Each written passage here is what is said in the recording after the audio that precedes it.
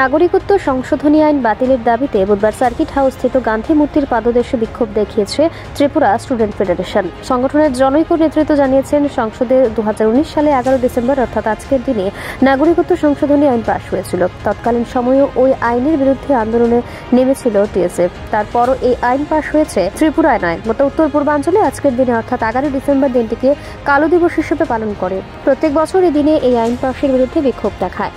তাদের দাবি, অতি সত্ত্বর নাগরিকত্ব সংশোধনী আইন বাতিল করা হোক। আপনারা জানেন, সেম 2019-এর 11 ডিসেম্বরে আজকের এই দিনটিতেই সিএ রাজ্যসভাতে পাস হয়েছিল ইন্ডিয়ান গভর্নমেন্ট। তো সেটার বিরুদ্ধে আমরা তখন আন্দোলন করেছিলাম, সেই বিলটির বিরুদ্ধে। তো যাই হোক, তবুও ইন্ডিয়ান গভর্নমেন্ট সেটা পাস করে নেই। তো তার বিরুদ্ধে আমরা ত্রিপুরা রাজ্যে অনেক আন্দোলন করেছি, বন্ধ দেখেছি, এবং তবু ইন্ডিয়ান গভর্নমেন্ট সেটা আমাদের এগেনস্টে গিয়ে সেই বিলটাকে ওরা পাস করে নেই।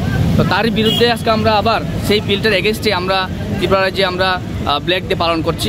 Not only in Tripura, entire north east নেশোর সাথে আমরা মিলিতভাবে আমরা এই ব্ল্যাক ডেটা আমরা আজকে পালন করছি। আমার নাম মনীষ দেববর্মা, টিএসএফ আগরতলা টাউন কমিটির প্রেসিডেন্ট।